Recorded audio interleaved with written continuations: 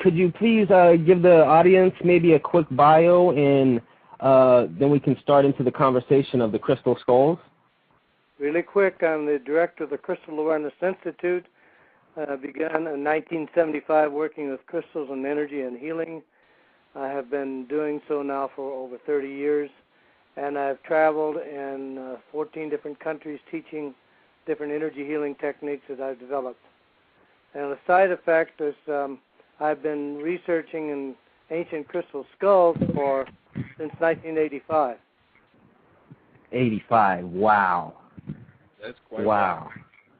Yes, it is. I didn't even know that the crystal skulls existed maybe 5 years ago. So that's a long time researching this.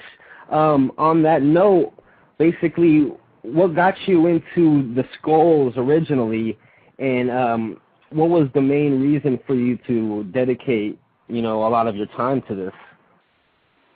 Pure curiosity. First, answer the first question is that my teacher, Nick Nocerino, was the one who had the massive interest in crystal skulls since he was a child, and he got me interested after he brought in a skull called a Mayan skull, and I was not able to go to it, but he showed me some pictures, and I was intrigued. And then we had an opportunity to set up a team to go to Canada to Anna Mitchell Hedges' home and study the Mitchell Hedges skull, and that I did in 1985, and both he and I returned in 86 and 87 to do separate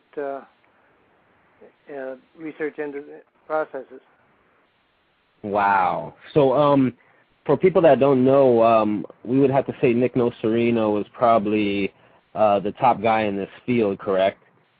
I would consider him to be the foremost crystal skull researcher, not only in time, but in his ability to actually help develop the codes that could actually access the skulls and get information in the form of pictures and other sensory data to come out of the skulls, like accessing graphics in a computer. Oh, wow. So where exactly was the first skull found? How was that found, by accident, or?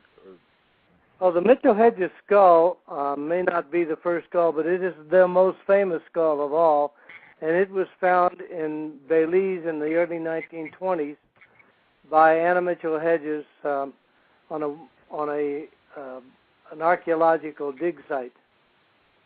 So it was it in ruins, or was it just in the ground? Yeah, it was a Mayan temple site. There was several acres in size, and this was undertaken. It was a series of temple ruins that was being investigated by Dr. Frank Mitchell Hedges, her father. Huh.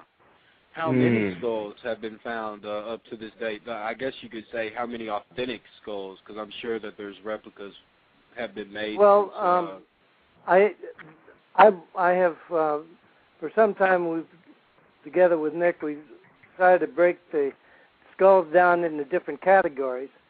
The first one would be modern skulls, and that would be skulls that have been carved in this modern time, in the past, let's say, 30 or 40 years. Then there are older skulls which are up to 1,000 years old, and there are ancient skulls which are many thousands of years old. Yeah, the Mitchell Hedges skull, how old is that one? Oh, boy, that's a good question. In the first place, let's make something very clear. Scientifically, we cannot date quartz. Yeah. Because and all these are made of some form of quartz, because you have to have carbon-14 to count the radioactivity decay rate in it, and there is no carbon in quartz. There's basically no organic form within this crystal is what it is. None. And amazing. So the only way that we have been able to come up with anything as an idea is to go to various different psychics and intuitives and ask them the same question without telling them the answer somebody else gave us. And then we use if we get 3 or 4 people saying the same thing, there's a pretty good chance that might be it. And in all cases, I don't guess it really matters how old a skull is. What counts is what can it do. Oh, yeah. Exactly. That was actually going to be my next question. You said something about what can be read from the skulls? We were able, starting with the Mitchell Hedges skull, and since that time I have 2 other skulls that have done the same thing. We've been able to activate the skull to the point where images have appeared that were strong enough that we could actually photograph them. Huh. So essentially, we are basically talking about a crystal skull as we know, or not a crystal skull, but like what the mystics use as a crystal ball, where they're able to see into this crystal. Except that what you're describing is a process called crystal gazing or scrying, in which an individual clairvoyantly sees visions which are actually in his head but are projected by his eyes into the shiny surface. But that's not what we're talking about at all. We're talking about actually photographing the quartz skull itself, the images that are in there that were so visible we could actually photograph them. Oh, my God. So it's almost like a EVP, but with the photography. Well, exactly. What you're really looking at is something that must be similar to an ancient way of producing something like a computer storage unit. Because we're getting the Mitchell Hedges skull was one of the first ones that we were able to do this, and that was dramatic in that here's a piece of quartz that's almost totally clear. In fact, it was so clear that it had been put into a bucket of water, it would just simply disappear because there's nothing internal you could see. And that's from that, unusual we were able for quartz, isn't it? Yes, it is, because that's a very high quality, what is called optical quartz. And it's a beautiful skull, by the way. But what we were able to do through various different methods, we were able to activate the skull so that pictures appeared that weren't there before and were not able to account for by any other method other than the fact that we simply photographed them. Huh. Well, we have a question in the chat room from Kathy. She says, I know this might sound like a silly question, but with all he has learned from the skulls, has he found out... Oh, let me see. I got to scroll this. Can you see that better, Melchizedek? Because I can't actually scroll right now. Her question on the chat.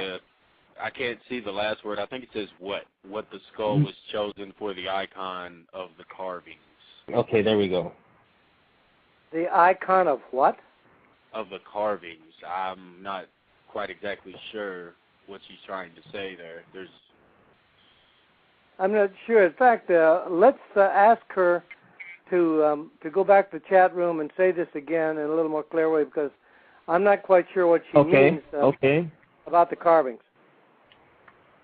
Well, this brings me to an interesting point here. When you talk about there's information or images on this, like in the Stargate shows and stuff like that, their computers are controlled by what looks like motherboards that are like crystal or something.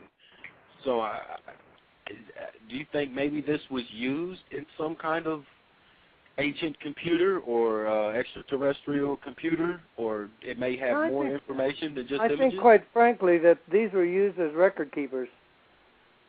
Strictly. More than, I believe we are pretty sure that these things even today can tap into your memory banks and record every memory of everything that's ever happened in your whole life. Almost like cellular memory, almost? Almost like cellular memory. In fact, if you consider that if it does store images on bands of light, and we're pretty sure that it does, then the capacity is infinite because it's 3D. And Thea writes, why is it a skull question she's asking, perhaps? Maybe it's the fact that the why did they carve it in the shape of a skull? Yeah, but she's basically asking why did they choose the skull rather than a tree or a monkey, etc.? Well, in the ancient times, the skull was recognized as being a residence of knowledge from the individual who thought within it. In fact, even today, the Tibetans, when they have a very great Rinpoche, which is like a cardinal, very honored, ancient, sacred, holy man, when he died, they would take his skull and they would cleanse it and ritually work with it, even put gold around it. and use it with a special liquid. His leading assistant or apprentice would drink from it with the idea that his information was stored in the brain, was also in the crystalline structure of the bones of the skull, and that this information then could be transferred back into the liquid and then taken in by the individual. I have done some research on that before. Amazing. Well, Dale, we actually have a lot of questions for you. We're going to try to just shoot them out and basically give us your best answer. It doesn't matter how long it'll take, just because the listeners, they definitely want to hear the details and they tune in. So what was your question now? I have kind of a comment right quick. Wasn't it Edgar Cayce that said something about something will be found about information or regarding Atlantis or something like that? And you say these skulls hold information and images, right? Yes. Could that Edgar connection Cayce said kind of be made? That from Atlantis that they kept records, what they call in an area they call the Hall of Records, and that these would be, well, they would be records of Atlantis. Okay. The Akashic records, bear in mind, the Akashic records are the full-time, real-time record of everything you do in a whole life. It's like the conscious record or something like that, right? It's definitely a record that can be tapped into. There are Akashic readers that do that, but from what I remember of the Cayce material, and I actually went to Virginia City to the Cayce Museum and the library, and I studied some of the things there. But what he said was that in Atlantis, when they knew that the destruction was on its way, then they made copies of the records of the most important of the information from the scientific studies of Atlantis, which happened maybe, 50,000 years of research. They must have been an incredibly high level of technology. At any rate, they want to store them in something, and I can't think of anything that would be better than storing it in quartz, because, number one, it will do that. You can store massive amounts, and if you knew how to put it into three-dimensional capability, then you could store a library of the whole universes of all the universities of the United States and maybe the rest of the world in a couple of crystals. And well, the show is what was that, Mel? I said, you know what else is kind of strange? Yes. Quartz crystal can be used for radio. Perhaps maybe there's a frequency, much like what our internet or what our satellite that maybe there's a whole transmit of information out there. Well, it gets even a little more intricate when you start to think about it, because one of the frequencies that they work on is telepathic or thoughts. I am very much convinced that all of the ancient skulls, or at least most of the ancient skulls, are connected to each other, because I have found pictures of other skulls inside the ones I photographed. Oh, man. I believe that there's a network. How are you actually, what's the best way to put this, visualizing this through the skull? Is it a 3D or a fourth-dimensional type visual? Well, you can't really visualize a 4 dimension. Do you think about that? But you can visualize 3. And these look like images that would be stored on anything, or anything you take a photograph of. But bearing in mind that it's in a rounded surface, sometimes the dimensions are a little bit skewed. Yeah. But you can definitely see faces, for instance. What I look for when I'm looking for faces is 2 eyes, a nose, and a mouth.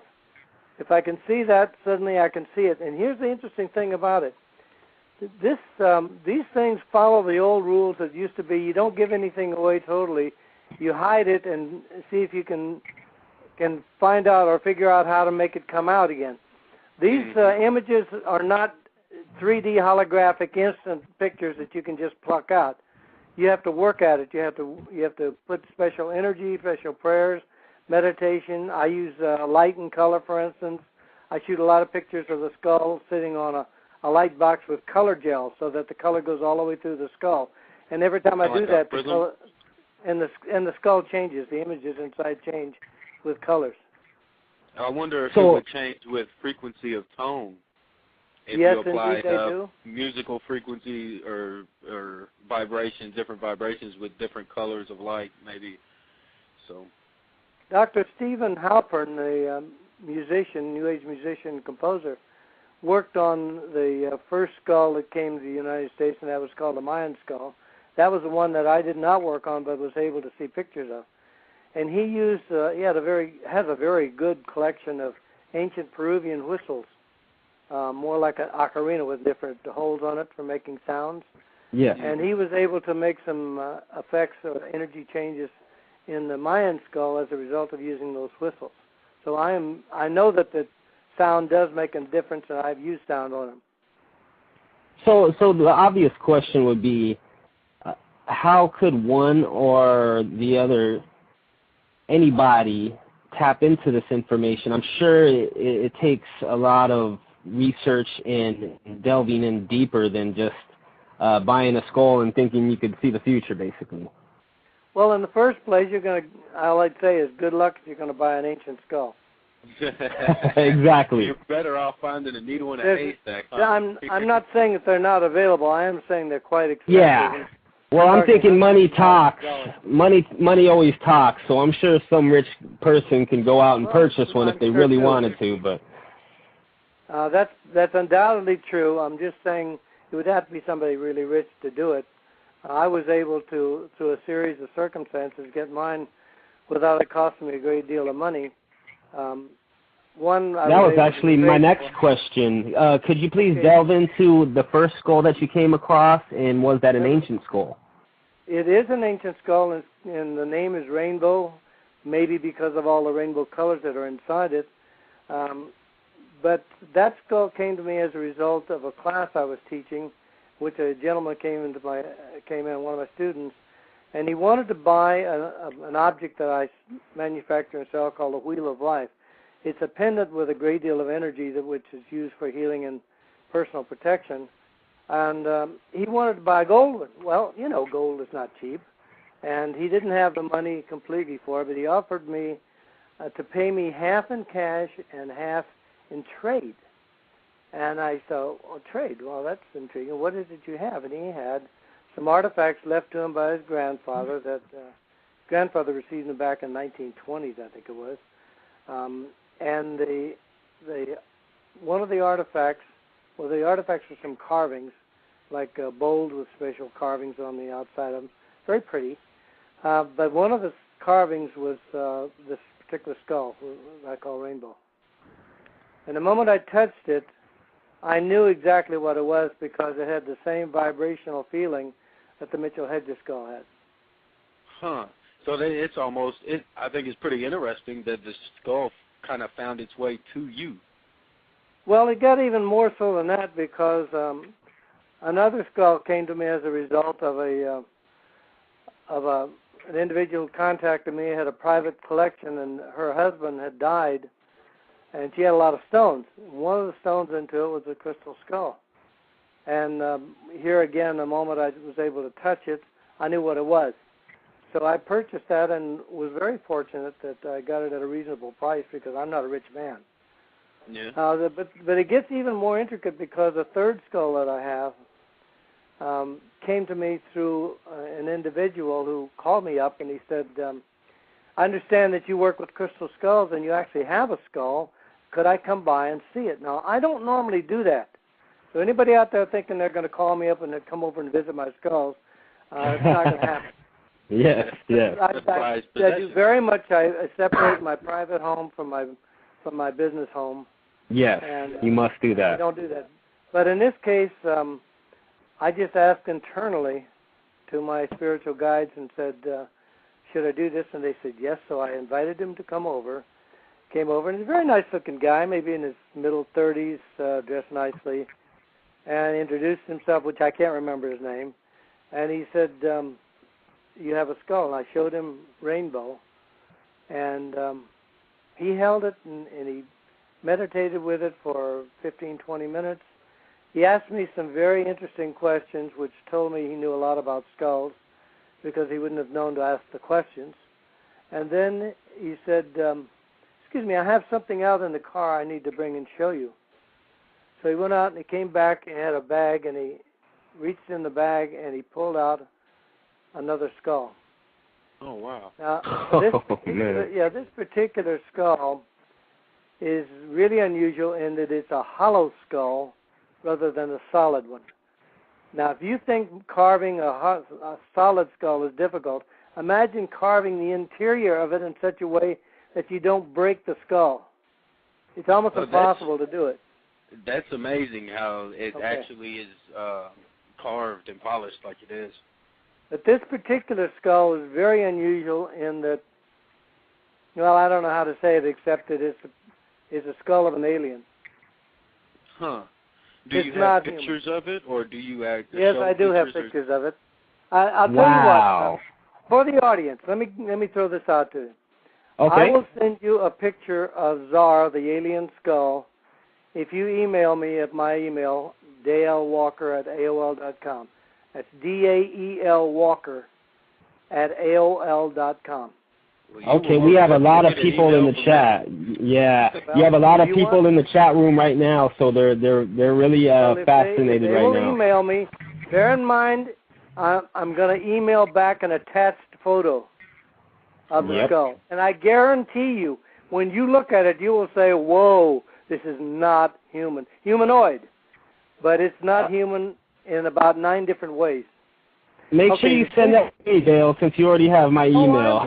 I will. But Thank you, the bottom line is, to finish the story. Yes. I'm standing there with this thing, and my jaw is bouncing off the floor. I've never seen anything like it in my whole life. And he says, the skull said that it will stay with you until it's time to leave. I looked at him, and I said, "You're telling me that you're giving me the skull?" He says, "No, the skull is coming to you. It told us to bring it to you, and it will stay with you until it's time to leave." And then he said to me, "I'm sorry, but I really have to go. I have a lot of things to do yet, but I'm really happy to meet you, and good luck with the skull." He turned to leave, and I had something, every once in a while, having worked with quartz and doing healing for all these years, I have developed a certain amount of sensitivity and intuitiveness. And I got an impression, and I turned to him and I said, "You're from the Brotherhood, aren't you?" And he said, "Yes." I said, "The White Brotherhood?" He said, "That's correct." And so I simply said to him, "Well, please give my respects to your elders, members of your council." So that would also be considered the Brotherhood of Melchizedek too, correct? They're all linked together. Yes. Wow. Yeah, I also got to keep in mind it's like the yin yang. There's some good ones, there's some bad ones. There's of course. That want to deceive, and there's some that want to. Well, the knowledge we know of Melchizedek here is strictly positive, so we don't attach ourselves to the negatives here. Yes. Well, I'm talking about the White Brotherhood, which is not the Brotherhood of Melchizedek, but it's connected to them. All the spiritual brotherhoods are connected. We have a caller for you, Dale.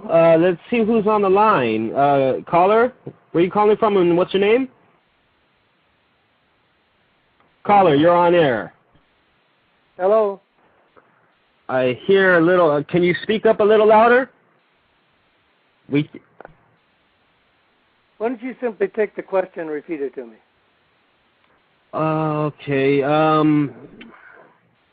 I hear him crackling in and out, but you'll have to call back, caller. Please call back and try to get on a better phone or something that isn't so low, because we can barely hear you. So please call back. Okay, what were we getting into? Let me make a suggestion to people that are in your chat room or online so they can listen to me. There will be a documentary called The Mystery of the Crystal Skulls that's on the Sci-Fi Channel in about... right after the show, actually. Yes, at 6 o'clock Pacific Standard Time. Yes, and we have everything listed on the site right now, so everybody on the chat, they can see the information above. As soon as they get off the show to turn on the sci-fi channel, exactly. It's going to be a very interesting, and they will see me there with some of my skulls. Well, that's how I was promoting the show, actually, Dale. I was promoting it basically as the premiere before the Sci-Fi Channel premiere of the documentary. So it's all listed on the page right now. So everybody is going to definitely be tuning in right after the show. And yeah, we're getting a lot of callers here, but it seems like they're Skype numbers, and for some reason the Skype isn't coming in right now. So try calling back in, callers. Well, let's get back into what we're talking about. Where do we leave off on before we were? Well, we just received this ancient skull that's named itself Czar. By the way, in my world, the skulls name themselves. We started off by calling the Mitchell Hedges skull the Mitchell Hedges skull. We called the Mayan skull the Mayan skull, but every skull after that is called itself. I was going to name the rainbow, maybe call it, my ego said, well, maybe I'll just call it the Walker skull. And yeah, stroked me really good. And I got this voice inside my head that said, my name is Rainbow. And I thought, wow. Oh, yes, ma'am. And it was definitely female. Wow, that's amazing. These skulls that are carved, is there like a certain size? Because I have done a lot of research actually into skulls, and yes, actually, different sizes. But on that question, like Dale, correct dimensions for a human skull? On that question, Dale, is your skull one of the actual size skulls? Well, it depends on which skull you're talking about.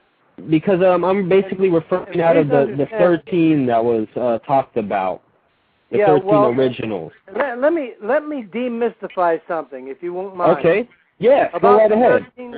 About the 13 skulls.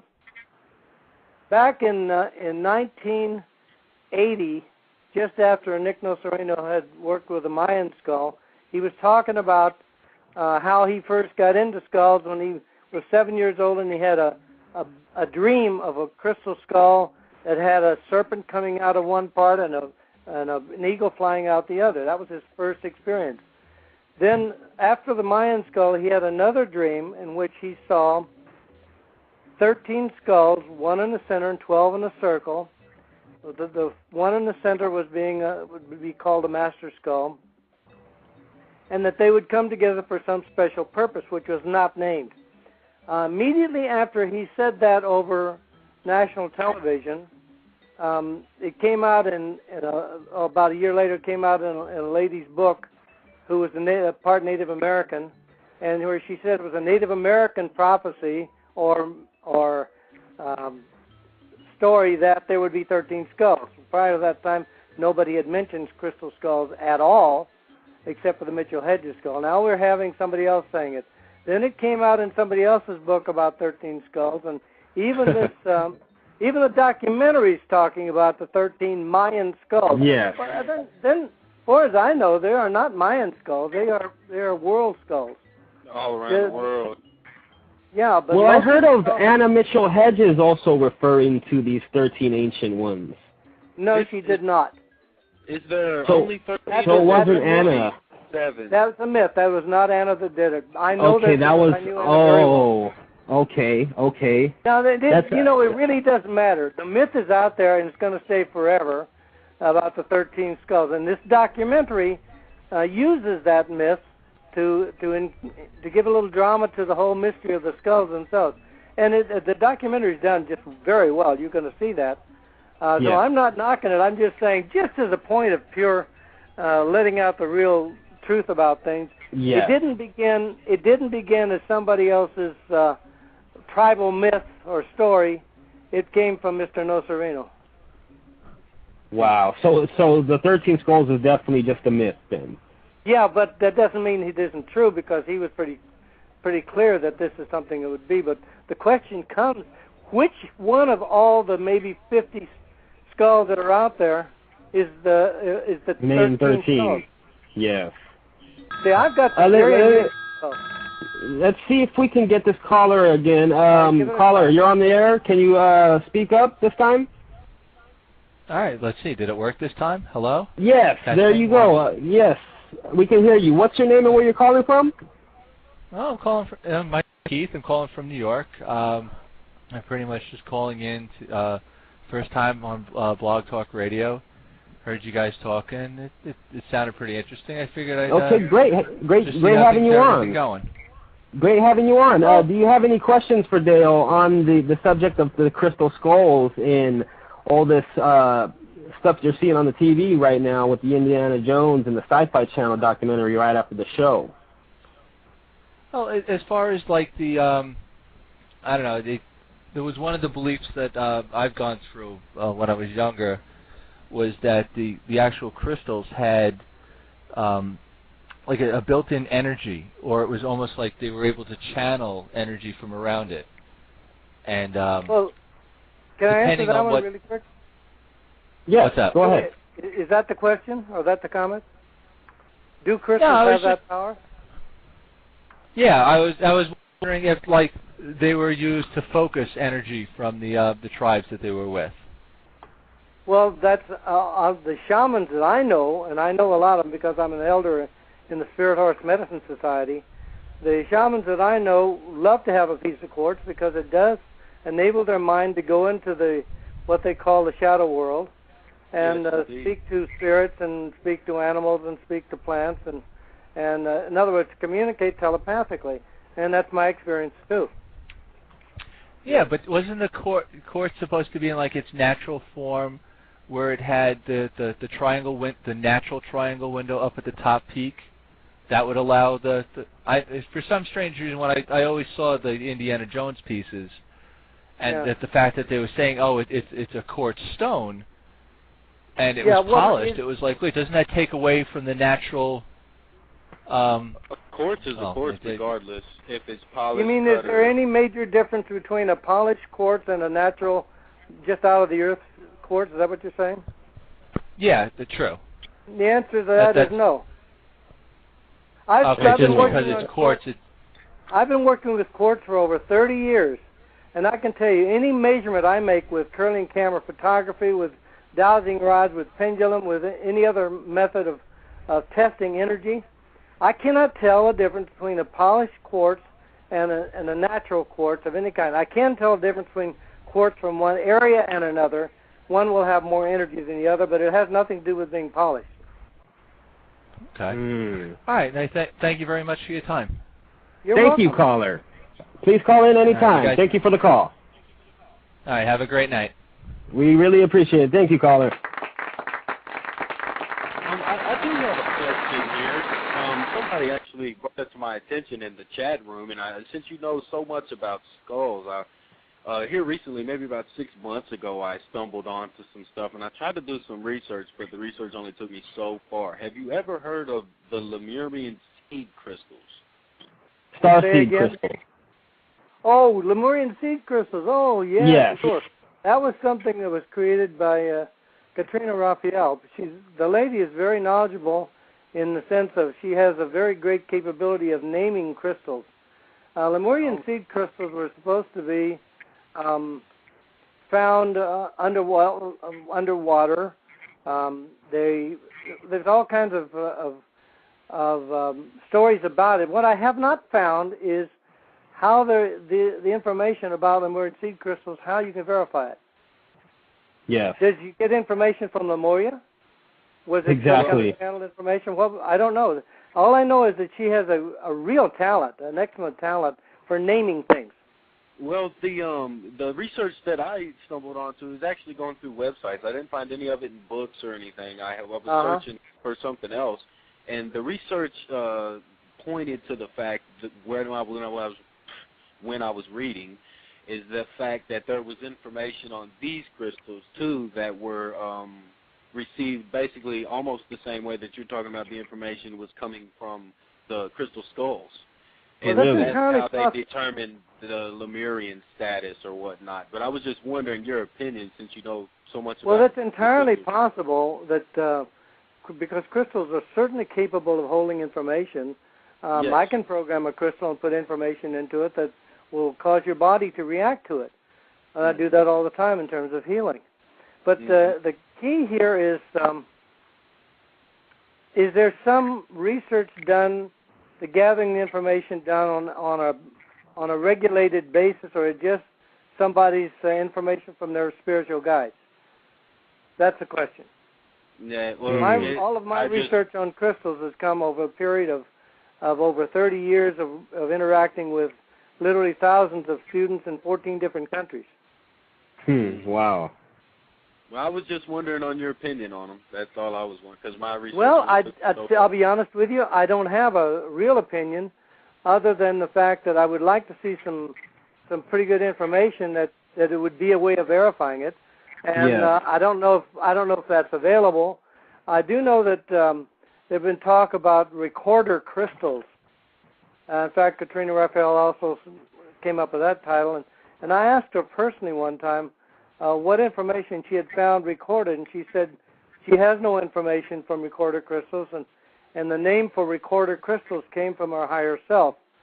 So I got at that point, I didn't have any more questions because I don't know how to question the higher self. No, exactly. Yeah, that's a good one. Well, this is her information. Certainly may be valid, but I have no way of knowing it. And I'm like an engineer, you know. I like to verify things. I like to test them. I like to come back and see, do they do something? Exactly. Well, that's the only way to really do it. You have to really dig into the research. You can't just dust at the surface, correct? Correct. At least that's my way, anyway. Yeah. So, to get back to I would like to get back to the question of how can we access this information. Say if one wants to really dedicate their life like you have, how did you come about accessing the information? Is there a specific chant or ritual you might have to do? Well, I was fortunate in that I was a student, and it's kind of like an apprentice to Nick Nocerino, who I consider to be probably the foremost crystal master on the earth. Yes. And I was able to bounce things off of him and work with him so that he showed me. I can just tell you that each skull is different. The formula that would work for the Mitchell Hedges skull doesn't necessarily work for Rainbow.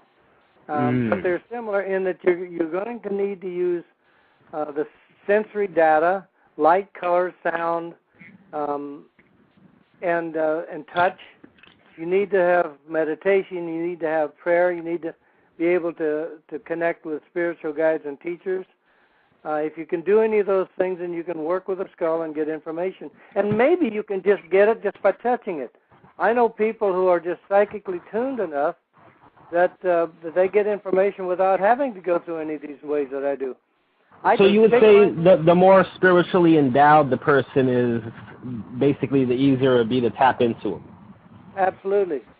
Great. Does great. Maybe the time of day or the way the sun is setting, that might also have? No, it really has a lot to do with how you hold your tongue in your cheek. Tongue in your cheek. Huh? Yeah, that's an old joke. It's tongue in cheek. Oh, yes. I caught that, but it went over my head. I'm sorry, I couldn't help but pull your chain there a little bit. Listen. That was great, actually. That was great. Getting into a meditative state, because if you're going to communicate with a skull, you're not going to communicate with your mouth, nor with your ears. Exactly. You're going to communicate telepathically.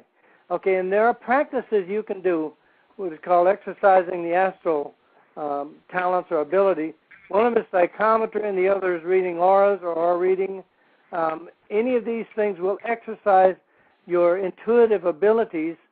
Taking classes in psychic awareness from somebody who actually is a psychic and practices it. I've often wondered how somebody can teach if they don't know how to do it themselves, but I see this all the time. I would suggest that as a way to start. And the next one is if you happen to be around a guy or a gal who happens to have an ancient skull, that really helps too. Well, let me give a quick pitch for Dale. I actually purchased some recent skulls, some miniature ones from Dale. And as he stated, if you put them next to these ancient ones, could you please explain what transfers in basically the listeners what actually occurs. Yes, several years ago I was working with carved skulls, modern ones, and wondering what the difference is between that and the ancient skulls. There's quite a tremendous difference. One of the biggest differences is the energy that you can dowse off of it. I use a professional dowsing rod, and I can dowse a regular skull as having an energy field of about 4 to 8 feet. Wow. If I dowse the energy field of an ancient skull, I may be talking 500 to 1,000 feet. Oh my God! Okay. Now, what so I found is this even after charging the skulls? Will they extend in any way? No. Let me finish this. What I did is I got some smaller skulls, about 2 inches, 2.5 inches in diameter, and I had them in a bag that I carried my ancient crystal skull with, not thinking about that, just doing it, and when I got to my destination, I pulled them out, and it occurred to me, I wonder if there's any difference in the skull because of being next to the big one. And so I placed it and doused the energy field of it, and over a period of about 4 or 5 hours, the energy field now is over 80 feet. Wow. Well, if you were to leave it any longer, you think it would still keep extending, or have you ever tested that?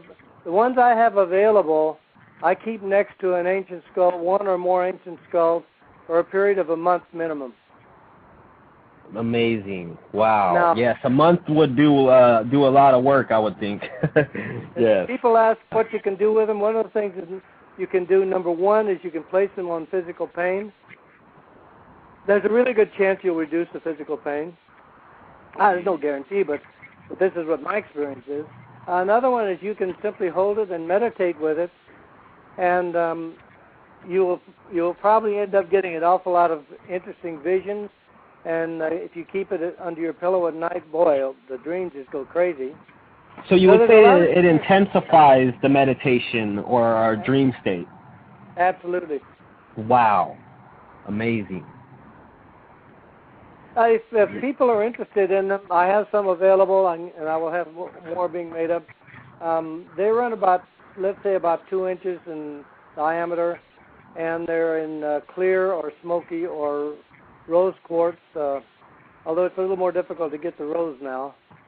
But they're available for $50 each. Plus give them your address right quick. We'll also do that towards the end of the show. We'll give your full promotion towards the end of the show, but give them your URL right now so they can check that out. My email address is daelwalker@aol.com, DAEL Walker@aol.com. My post number is P.O. Box 348, Sunol, SUNOL, California, 94586. And what's your web address? www.crystalawareness.com. Okay, great. That's for all the listeners who are interested, and we have plenty of people in the chat room right now just chatting away on the crystal skull subject. But we wanted to get into these questions. Could you explain to the listeners who might not know the very first civilization who discovered these ancient crystal skulls? Oh, boy, that's a good one. I'm convinced that the Lemurians, who existed about 200,000-300,000 years ago, were aware of the skulls.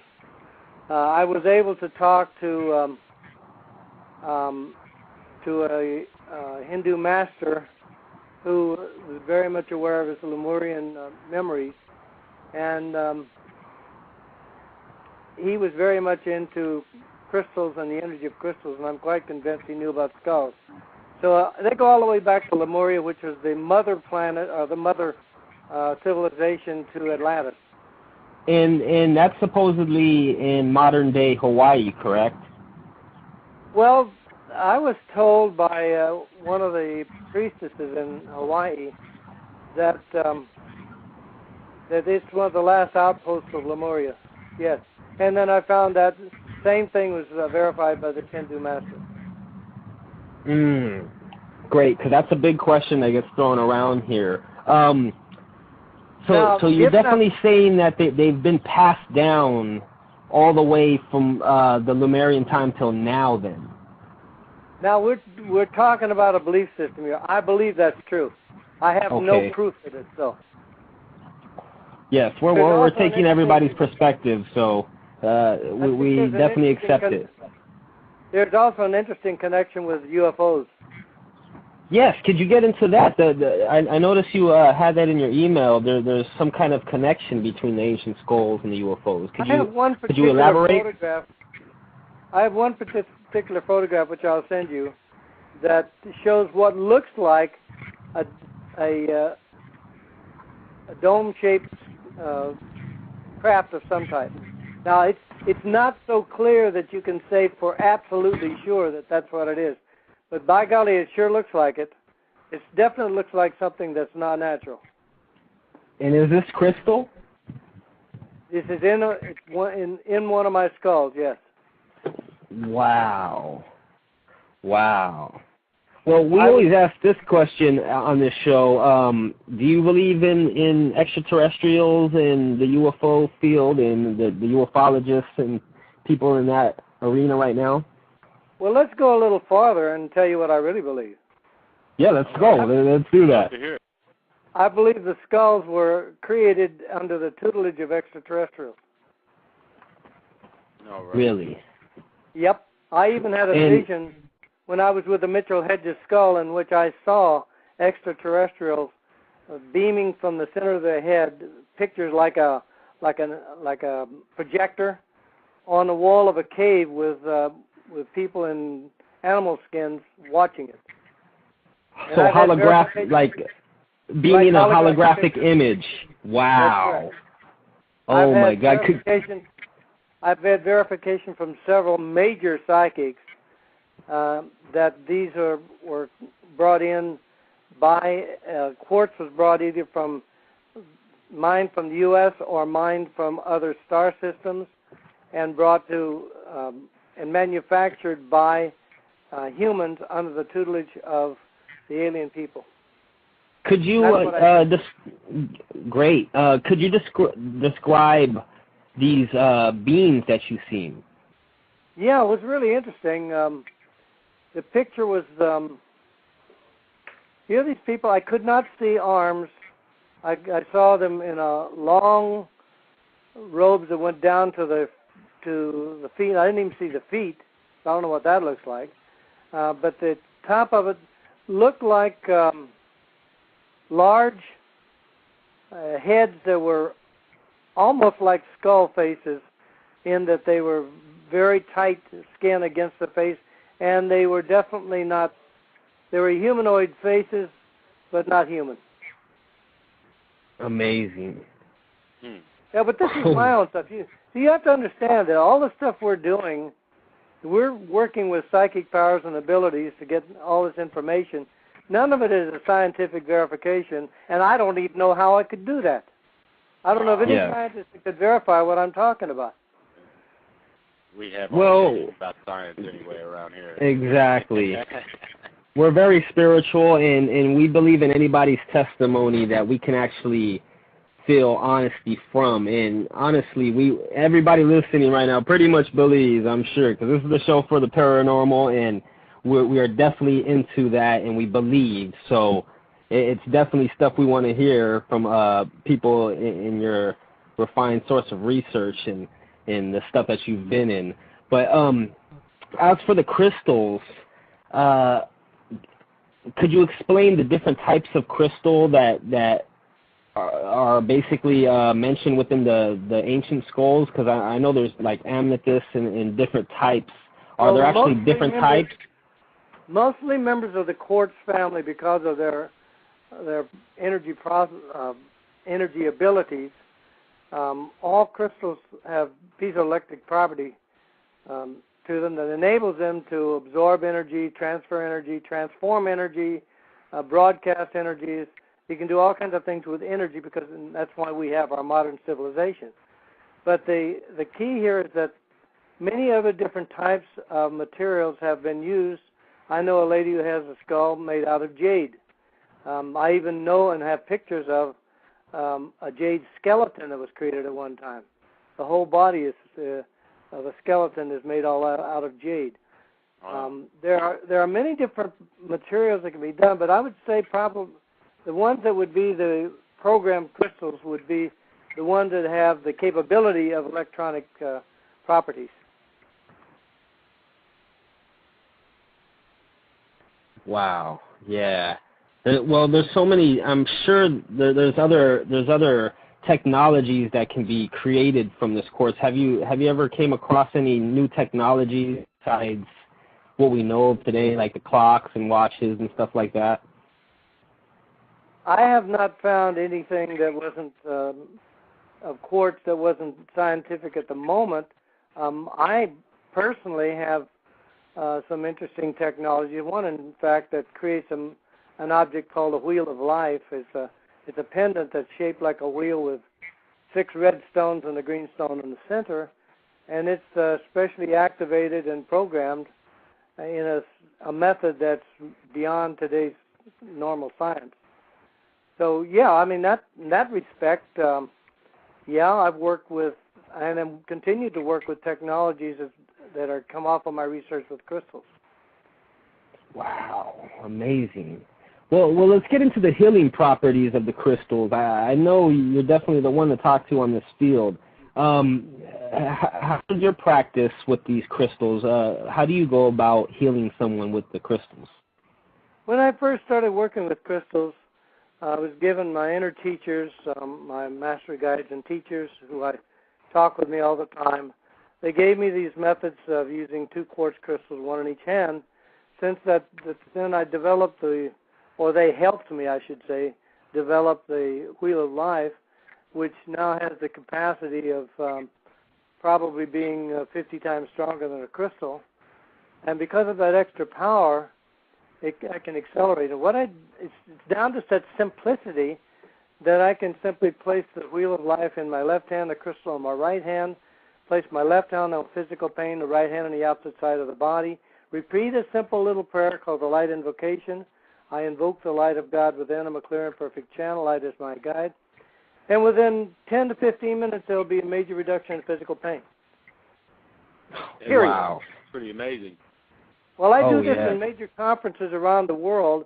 All I do is I bring people up who have physical pain, sit them in chairs. I ask for volunteers from the audience who've never done healing.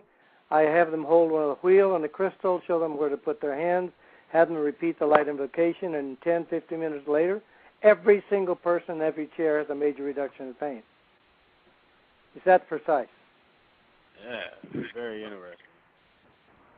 Amazing. Wow.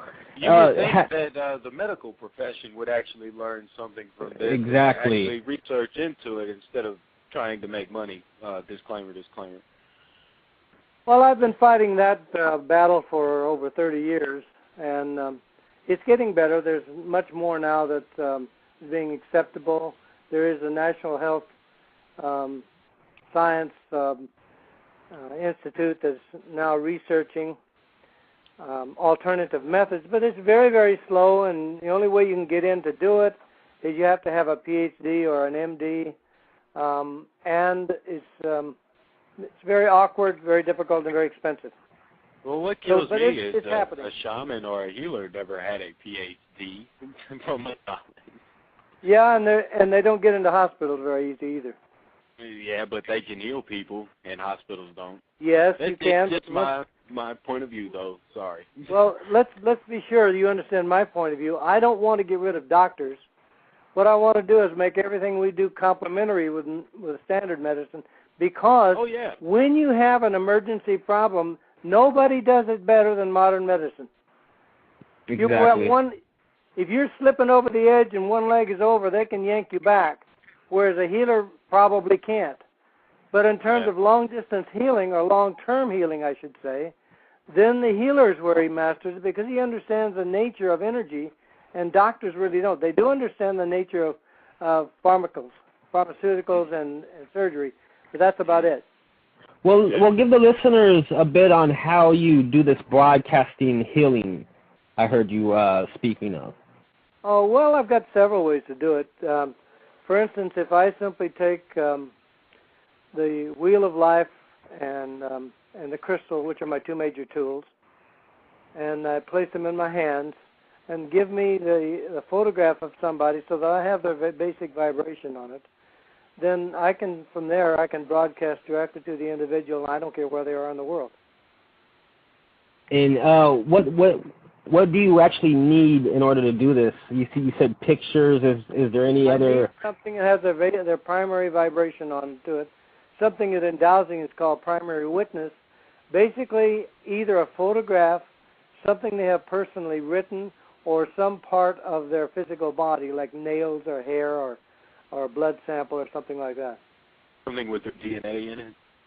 Exactly. I need the vibration that's unique to every individual, and that's called the DNA. I got you.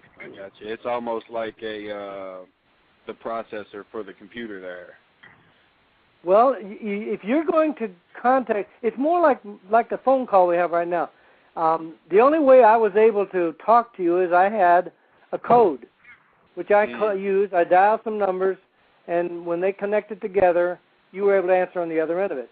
Okay, well, if I want to connect from me to you, and we're, 300 or 400 miles away, then I need to do that. Either I need to have some way of connecting my DNA energy field, your DNA energy field, so that telepathically I can broadcast that to you.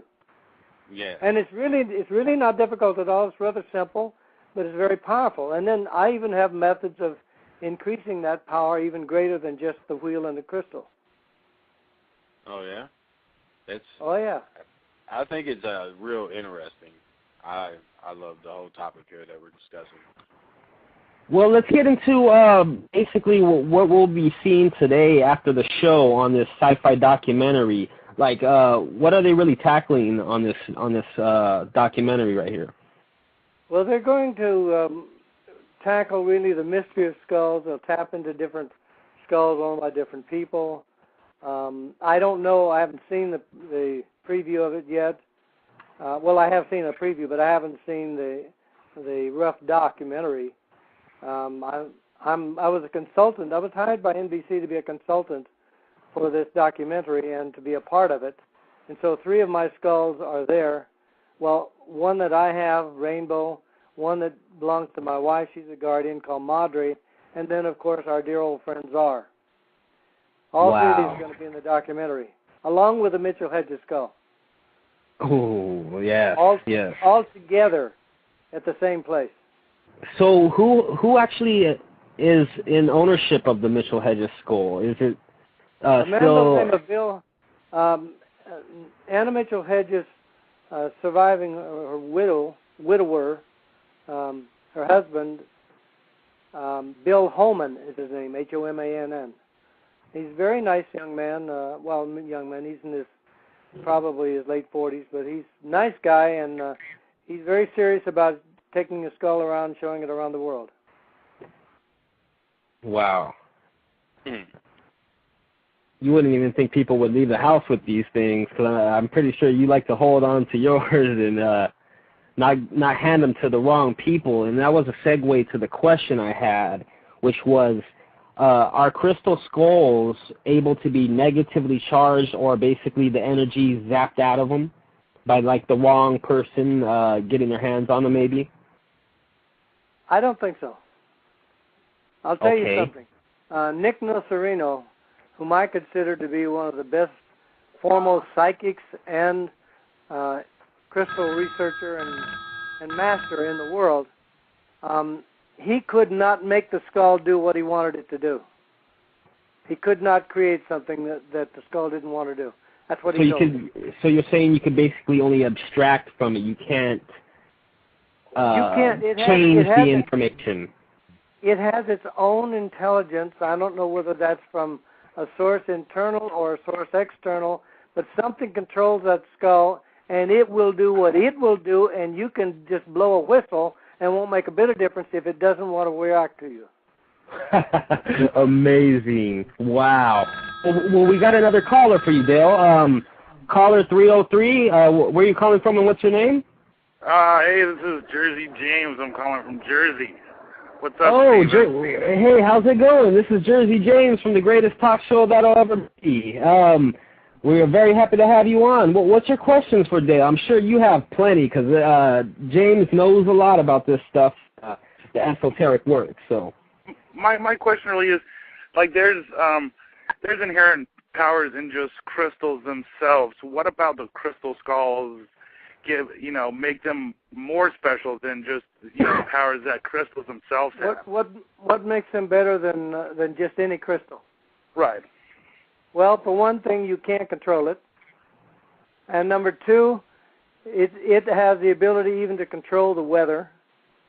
I've done a couple of interesting experiments, and number three, it has the capability of doing broadcast healing stronger than anything I've ever seen. It has the ability to charge up another crystal, which you take a regular quartz crystal and you put it against another regular quartz crystal, the strongest one will increase the other, but not by much, because they're pretty much the same. Right. But you take a skull crystal and you touch it against any crystal of any form, no matter what it is, and the skull will charge the little one. Okay, so with the skull, it doesn't. You can't control the energy of the skull. Where with other crystals, there are certain crystals where you can kind of control the energy that the crystal itself has, but the skull's energy is not something that you can control. It's almost, or you. Let me tell you a really quick story about it, because number one, I've been involved with quartz crystals since 1975. I mean daily, every day. And I've been researching and working with them. I can make a crystal almost stand up and dance, but I can't do that with a skull. I decided one time to measure the energy of rainbow skull and dowsing it, dowsing my dowsing rod. And so I set it out. I live in a country road. It's got a nice long stretch, and I set it out, and I doused the energy field, and I got a 100-foot energy field. I thought, well, that's really incredible, because most quartz will be about 3 or 4 feet. And as I'm standing there thinking about it, that I'm going to write this down, suddenly my dowsing rod reacted like an energy went right through it. And I thought, whoa, wait a minute, it's stronger than that. I better back up. So I backed up about another 100 paces, and that 300 yards, and I found that it stopped. And so I stood there thinking, well, this is really interesting. I've got to write this down, and the thing took off again. It kept backing me up till I got a quarter of a mile away, and it still was able to move on, and I stopped. Now, wow. the damn thing was playing with me. It was literally playing with me, because I could almost hear it laughing, saying, you want me to show you some energy? I'll show you energy. And I'm convinced that the energy was limitless, that there was no way that I could measure it. I couldn't do that, and had the same experience with the Mitchell Hedges skull. Wow. Wow. That's very interesting. Yes. So the answer is yes, it's time. All these skulls have come out, and suddenly the people of the world are really getting interested in it. Last year I was in England doing a tour for my healing work, and I went to Avebury, which is a place where they have a lot of UFO sightings, and Stonehenge and stuff is in Avebury too, right? Standing stones in big circles, and I actually took some pictures of rainbow in the middle of a crop circle. And I was maybe the fourth or fifth person to step in that circle. Even the guys around there who do this professionally, they didn't even know that it existed, and it's quite a major circle. So I'm traveling all over the place, collecting all types of energies I can to find out even more about the nature of the skulls that I have, because I know there's even more information that's available. It just takes time and effort to do it. And are they connected? Are they connected though? That's my one final question, Stephen, and then I'll let you go. And thanks for having me. But I want to know if this connected, and I'll leave you on the line. I'm gonna plug my show Saturday nights. Thanks for having me, buddy. Anytime, buddy. And good luck on your show. I know that we're talking about subjects now that become appropriate. When I started back 30 years ago, it was just curiosity, and the whole idea of UFOs was weather balloons, and now we know differently. and we've got a whole big thing about the paradigm shift that's going on, it's happening all over the world. So you think the paradigm shift is a major purpose of all this stuff coming to light right now? I think that several things are happening with these crop circles. Number one, their way of communicating. Number two, their way of creating an energy effect, which I think is affecting the consciousness of the world. That's my reading on it. Wow. Yeah. That's pretty fascinating. Oh, well, Dale, I'm actually on the Sci-Fi Channel right now, and they're playing a old Indiana Jones movie. So it looks like this on the East Coast. They started with us right now, and on the East Coast. I'm on the East Coast, and they're 9 o'clock. Right now. Well, it's supposed to be 9 p.m. Eastern time, which would then make it 6 p.m. our time. But I've been stuck on a telephone talking to people on the radio, so I haven't been looking at my television. But listen, I'm enjoying this, guys, so don't worry about it.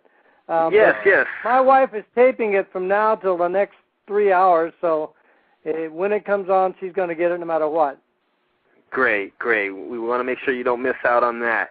Well, you also do other types of crystals. Also, you also work with just regular crystals, like we're referring to, like the Lumarian seed crystal and other crystals, or is it just mainly you work with the skulls? Well, you have to understand, I started off working on crystals back in 1975, and I didn't get seriously into skull work until 1985, 10 years later when I started working on the Mitchell-Hedges skull.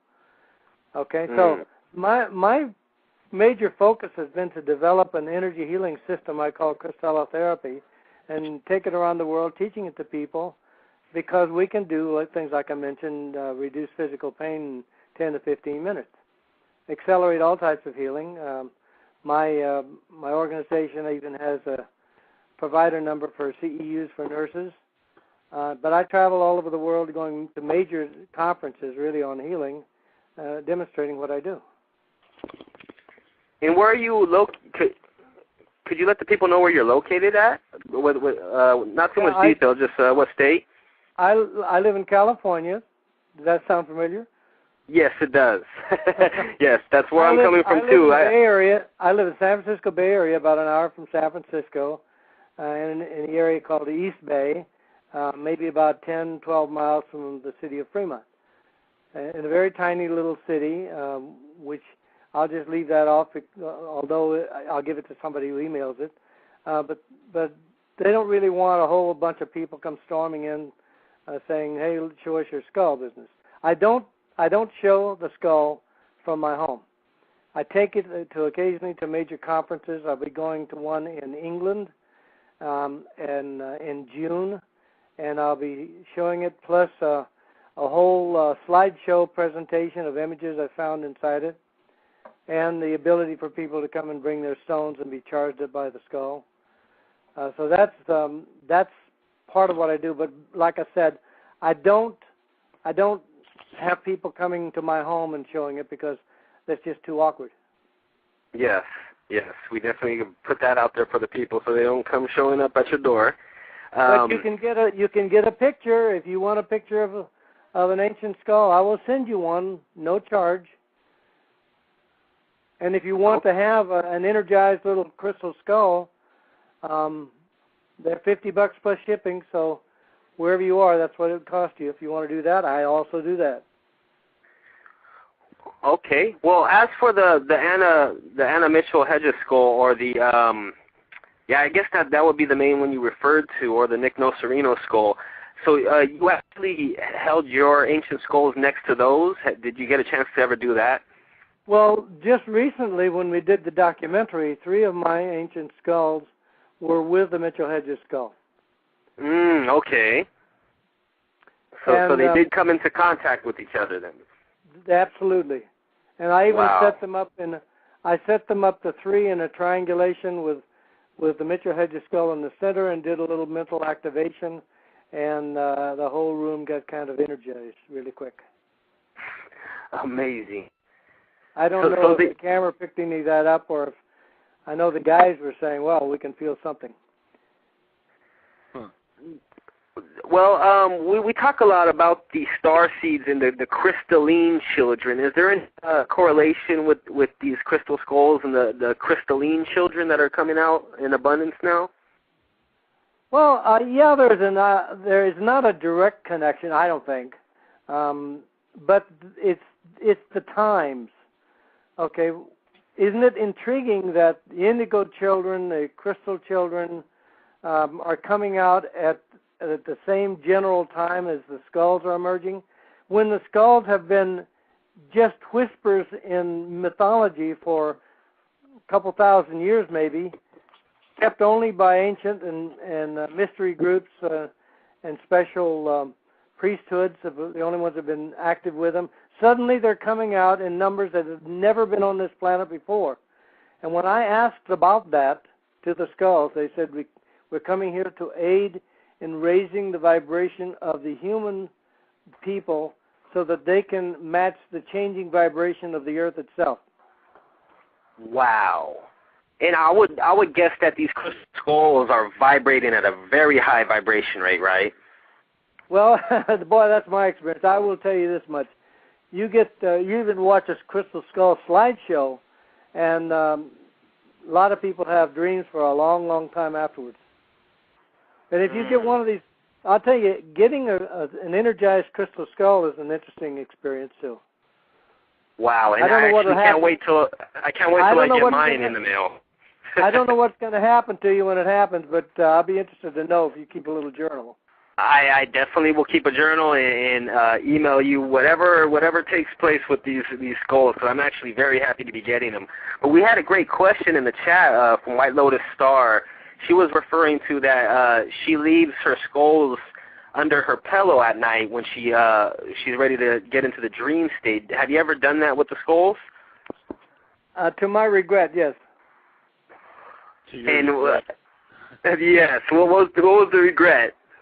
Well, the damn thing kept me in my dream state, dreaming heavy all night long, and I got up the next day and I just couldn't hardly work or do anything. I was still in that dream state. So I thought to myself, this is really not what I want to do. I don't want to get this thing to take me so deep that I can't get back out of it. Wow. So it really sounds like it was sucking your energy from you or something in that matter. No, they weren't. What they were doing is they were overloading me. Overloading. They're giving me too much information. Oh, wow, man. Wow. Well, could you explain to the listeners what other esoteric research are you actually studying at the moment, and what else, what other fields are you into besides just the crystal skulls? Because I know you do a lot of other things. Well, you have to understand that I've been involved in the nature of human consciousness. I've been intrigued by what telepathy does. How is it possible to do distant healing, and if it is possible, what are the principles of it? Can you come up with a theoretical structure?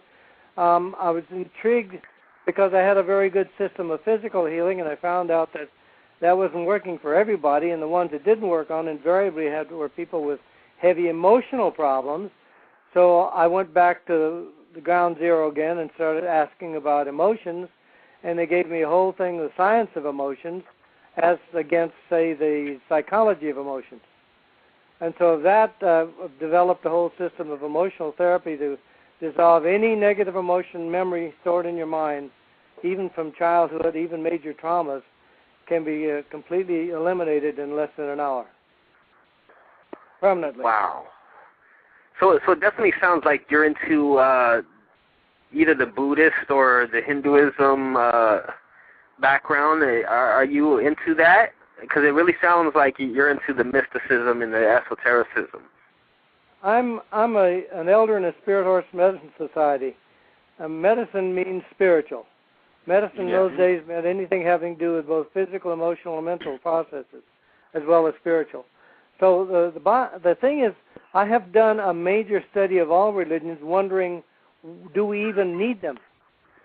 I was interviewed by Hinduism Today magazine when they said, why is it Americans are so into using Hindu terminology such as chakras, Namaste, and yes. Mantras, mandalas. Yes. And they don't want to become Hindus. And I said, oh, that's easy. We don't like religion. Exactly. Yes, that's a good point to put out. And they said, well, what do you mean? I said, well, it's because the major purpose of all religion is to continue to perpetuate the religion. And someplace down the line, maybe fifth, sixth, or seventh down the line, they're interested in helping you elevate your spirituality. And I said, all religion should have one purpose in life, and that's to put themselves out of business. And he said, what? Exactly. I said, well, if you teach me how to talk directly to God, I don't need you, and then you can get out and take an honest job. Exactly. And that's what the ancient text states, that we must have a personal relationship with the Creator. Well, exactly. Well, it's simple with me, and because I'm ascended from the Cherokee tribe, and my medicine society is based on the teachings of a medicine woman.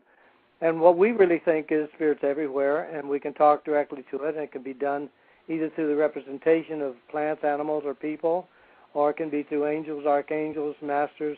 What's the limit? And then you start looking into quantum physics, and you find out, well, all of that business of telepathy and people speaking in different frequency dimensions, all that stuff is in physics. Now, exactly. Modern physics now is coming around to the metaphysics. It's starting to meet me in place. So yeah, we talk a lot about quantum physics. We talk a lot about quantum physics here. We're getting to the point where we are going to start merging physics and metaphysics together, and I think that's excellent. Yes, indeed. Does that correlate with the oneness that we all know of? Well, is that what's really taking place right now? Well, if you consider that everything is a form of energy, even physics says that, everything breaks down into a little flicker of light. Yes. And you consider that, you think, okay, well then everything is just vibrating at a different frequency, and it doesn't matter if it's walking on 2 legs or 4 legs or growing out of the ground. It has consciousness, it has energy, has awareness. It may be a different kind of awareness, like somebody else speaks a different language than me, but so what? Awareness is still awareness, and everything is alive, and everything has life in it. If you honor and respect it like the Native American traditions teach, in fact, all the indigenous tribes around the world teach the same thing. Honor the mother, the earth itself, and all the things that walk and fly and crawl, and the creepy crawlies and the plants and animals. Everything is to be honored because it's all part of the same thing, which is called spirit. That's a perfect way of putting it. How did you get me preaching there? I didn't intend to do that. Well, we asked that perspective of all our listeners because this is a very spiritual show right here. We being into the paranormal, we believe that the paranormal definitely has to do with the soul and the realms of the outer limits and the universes, the multiverses, you know. So it's all attached, like you were stating, that it's all part of the same piece of the Creator, as we say here. But I noticed you mentioned the mandalas. Can you mention your research in the mandalas and the power within the mandalas?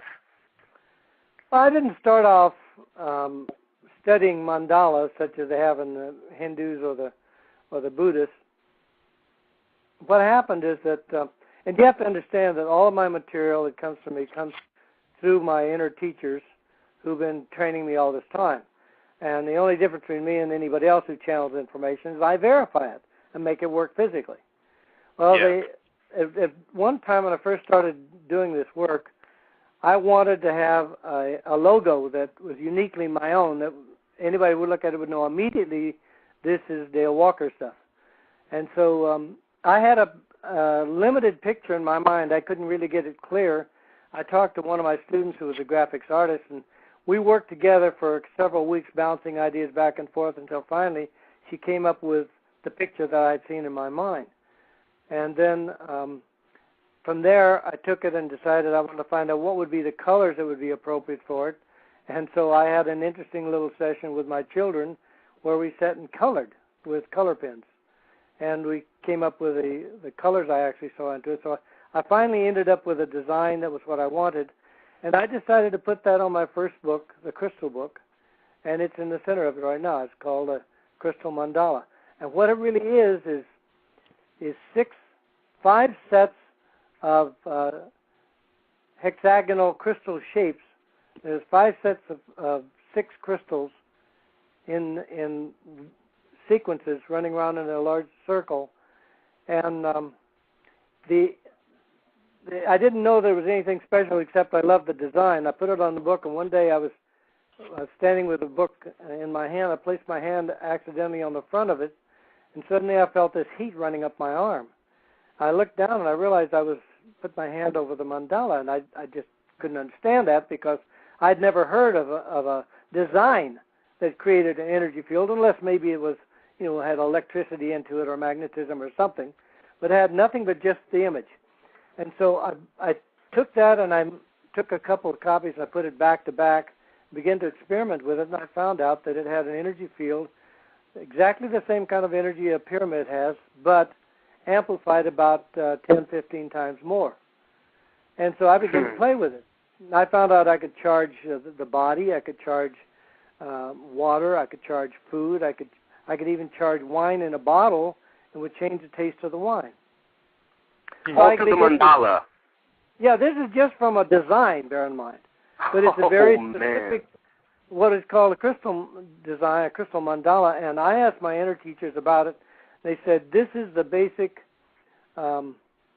design in the 4th dimension of all crystals in the world. All hexagonal crystals, not about all, mainly quartz, but all hexagonal crystals that are 6-sided. And that this represented that the energy of the universe could come through this design, like calling it like a gateway. Wow. Well, it gets intriguing because you can use it to charge anything you want, but I like the fact that I can use it for healing, and I use it for distant healing.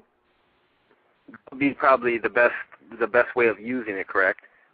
Well, it's certainly a way I like, because I like to do distant healing, and I get a lot of people asking for my help to do that. So what I do is I place them between 2 of these major mandalas. They come in many different, several different, increasingly complex designs.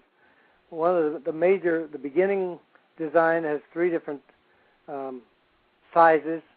One about 1 inch, 3 inch, and 6 inches, and then from there you jump into a thing called a mega design, which goes even much more powerful and combines them together.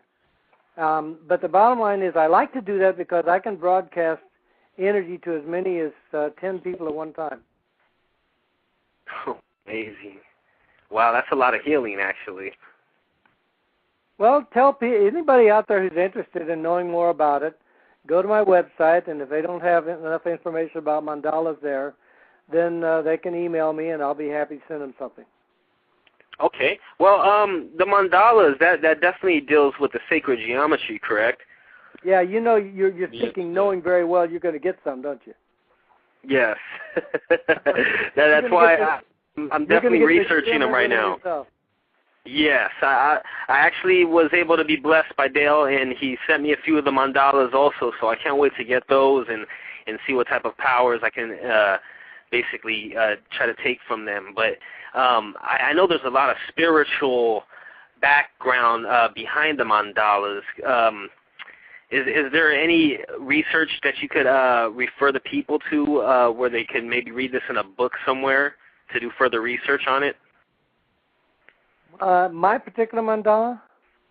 Oh, no, just the mandalas in general. Oh, mandalas in general. Go to Google and Google the word mandala, M-A-N-D-A-L-A. You're going to get a bunch of stuff. There's no particular books that you might have that you've studied that you can share with? Well, please understand, I didn't start out studying mandalas. What I did is I had a statement. I wanted to get a design. They gave me the design. Then they did something they do quite often, in that they hid something inside it, that there's a lot more to this than just a design for a logo. They do that to me all the time. They give me something for one simple purpose, and I find out it's the background of a whole science. Mm-hmm. So I have not studied mandalas because I don't have any particular need to. But if you want to study it, the Hindus and the Buddhists are fantastic with it. Okay, so that would be the people to go to for the research on that. How about the crystal skulls? You would definitely have to say Nick Nocerino's work, correct? Yeah, but his work is not on the web anymore. There's a little bit with some of the other websites talk about his stuff and some interviews that were given by him. Far as I know, and I don't know this for a fact, but just from talking to people, I'm maybe the last person who's doing basic research and trying to understand the nature of these scientifically or pseudo-scientifically, since I'm not really a scientist. But I measure things, and I test things, and I try different combinations, and I work on theoretical structures, and in that, it's a scientific view. I want to learn the physics of how skulls work. Yes. Oh, totally. Yes, you have to. Well, that makes me different than most other people. Yeah, and it gives it more credibility, of course, and that's what people want to see nowadays. As for your crystals and the miniature crystals that you will be selling, we'll give that a quick promotion. What's the actual difference that the people will be receiving with your skulls and other skulls people might be able to get online? Because I heard you mention there's a few differences. Well, the major thing that's going to happen is you hold this in your hands and you're going to feel something run through your whole body. Well, I also heard you mention the model also is pretty important, that it has to be under the correct model instead of just any skull, correct? No. I've never really talked about the shape of the skull as mattering, because I've got many different shaped skulls in my from something that's very, very different, like the Tsar skull, and I have another one called the Nefertiti skull that looks like an elongated skull like the Queen Nefertiti. I don't have any rules about the shape of skulls and making them, because I don't make skulls. I just you have somebody you have somebody make them for you, correct? Yeah, basically, the skulls that I get come out of Brazil or China, and they are modeled after human skulls. So would they be modeled after your exact ancient skulls that you possess, or are they're just close. Nobody has taken and made cast copies of it and tried to carve exactly the same skull that I've got. I've not given anybody the permission to do that. I don't see any point to it, because any skull can be used. It's carved in the shape of the skull. If it's then energized by an ancient skull, then it will have the capability of holding that energy and transferring it to the person who holds it. Okay. Have you ever actually seen the Paris skull and the British Museum skull? Have you ever been able to come into contact with those and get to basically do your fine research on them? I have not been to the Paris skull, but last year I went to the British Museum, took my rainbow skull with me, and placed it on top of the case that holds the British skull and took photographs of them. Wow. And I believe, I haven't done enough analysis under magnification yet, but I believe I was able to make some changes in the images that created some kind of images in the British skull. I think so. I'm not saying I've got it, because I have been so inundated with this documentary and a bunch of other things I'm doing that's been put in the background, because it's not that important to me. But I had that experience. In fact, I have photos of the British skull, and on top of the case you see it. There's good old rainbow. Amazing. Well, is there any other? What was that? I'm really heavy into this stuff. You got to understand that. Yes. We can tell. Good. Okay, what else? It's very fascinating. Have you ever been able to verify these other skulls that you came across and basically see any telltale signs if they were ancient or modern? Because I know that's a big factor going around. Yeah, I have some very specific methods by which I can verify it. I'm not going to tell you that they're my own particular methods, but after all these years of working with them, I know that there are some particular properties of ancient skulls that I find in all the ancient skulls that I've experienced anyway. I haven't looked at all of them. I've actually worked with 28 different skulls. And, 28 different skulls. Yeah, wow. That were not modern. But in working with these skulls, there are certain things that I see, certain things I feel, certain things I find out, certain properties about them that are particularly unique that tell me if it's ancient or if it's modern. So if you've got an ancient skull and you'd like to verify it, give me about an hour and I can tell you that if, in my opinion, it is ancient. And bear in mind, it's just my opinion because Lord knows we can't verify the age of skulls, period. Mm-hmm. Yes. But you definitely want to go to somebody who's actually had their hands on a great amount of them like you have. So I would definitely suggest anybody who thinks they have one, please email Mr. Dale and see if he can verify that for you. But I've heard that some of these ancient skulls might have took up to 300 years to create just one of them. Have you ever delved into that? That was a thing put out by an art curator who investigated the Mitchell Hedges crystal skull back in the 1960s, and he said, in his opinion, that the Mitchell Hedges skull was created by rubbing diamond dust or quartz dust, and that if that was true, that he felt that it was not done by the wheel, it was done because under magnification they couldn't find any marks of the wheel. And so he felt it was done by hand, and that if it was done by that method, it would have taken up to 300 man-years to create it. Oh, my God. That's a long time. That's a long time. Man, I don't have that kind of patience, I'll tell you something.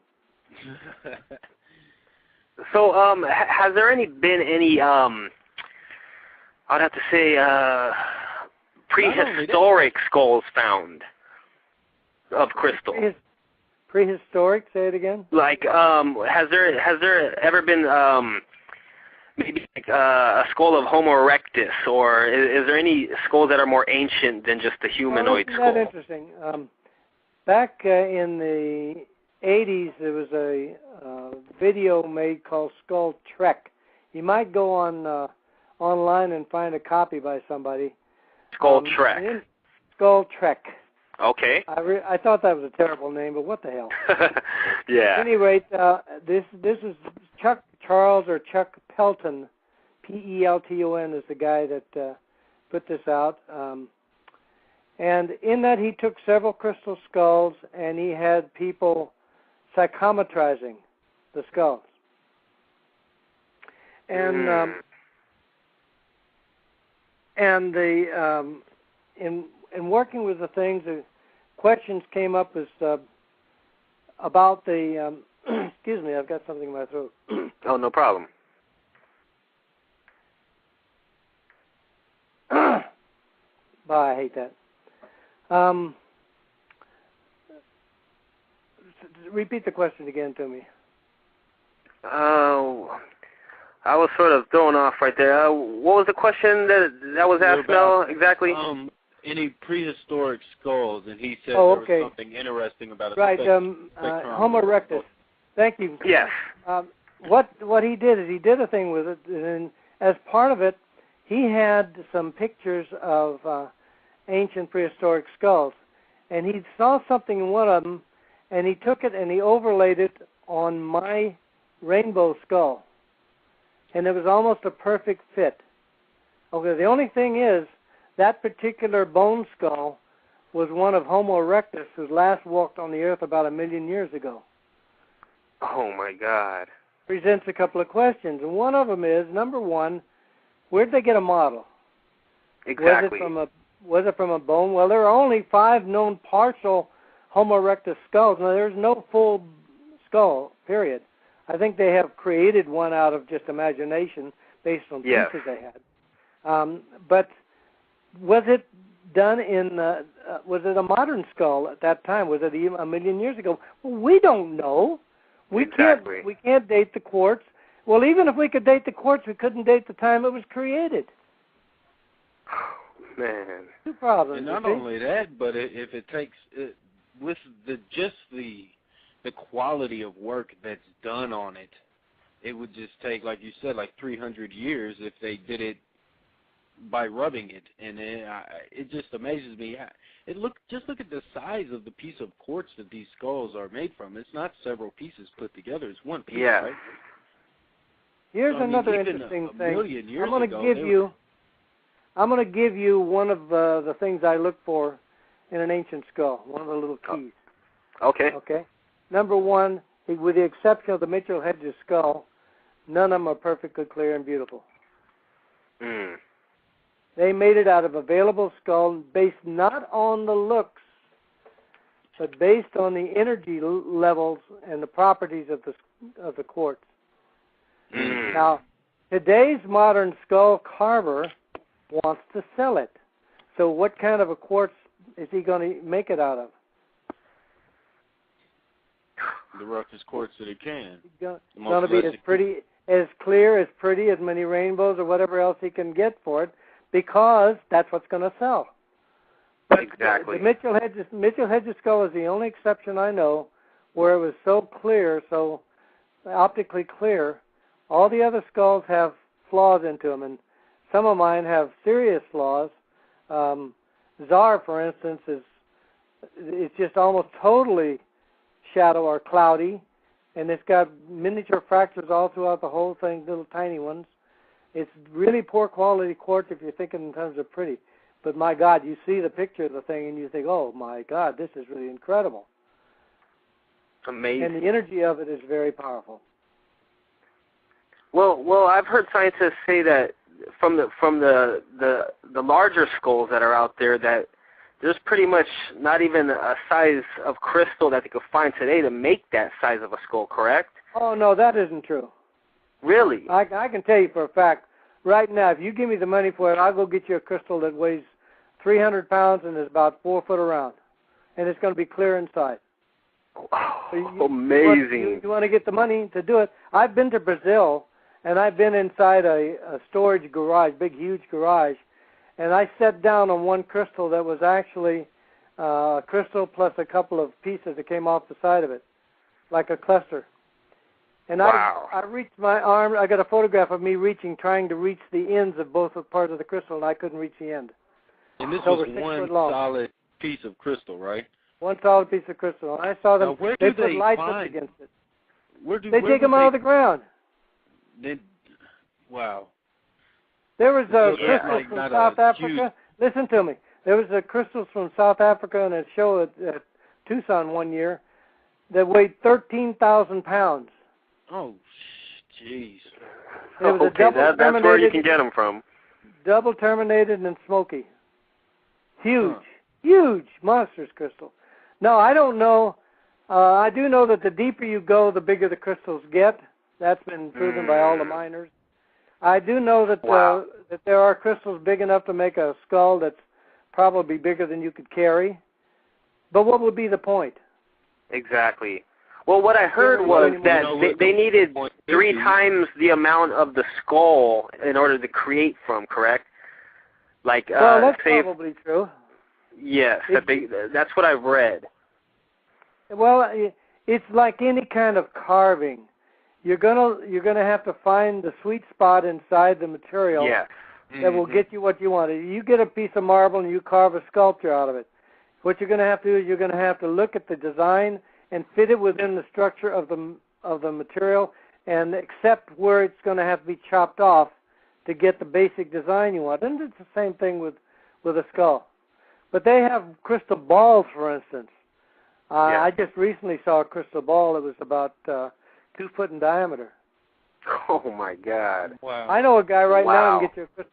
I know a guy right now and get you a crystal ball that's that big or pretty close to that big. And if he can get it that big, how much more difficult would it be to carve a ball into a skull? Yeah. Okay. Well, I got a question. The people that carve these skulls, do they actually carve them with utensils or like a CNC machine? Oh no, they use modern wheels, correct? Yeah. Of course. See, the only problem with that is that when you carve it, you have to be very careful. The quartz is hexagonal and has 3 axes, call them the XYZ axes. On one of the axes, if you carve into that particular one, it builds up so much energy from the friction the piezoelectric energy builds up from the friction so much causes the quartz to shatter. So modern carvers will not go on that particular axis of the quartz. Now, the ancient skulls, and I know for a fact the Mitchell Hedges and the Shannara and probably Max, and I know that my skull, Rainbow, all are carved against the axis. And mine in particular was, I believe, was carved by hand because it's the only solid skull that has a hollowed out center in the bottom of it, like a cup. And in that center, if you run your hands over that area, you'll find that it's rough, that it's uneven. Okay, now, how do you make an uneven surface with a round wheel making a hollow round surface? Good point. Good point. You can't. It's impossible.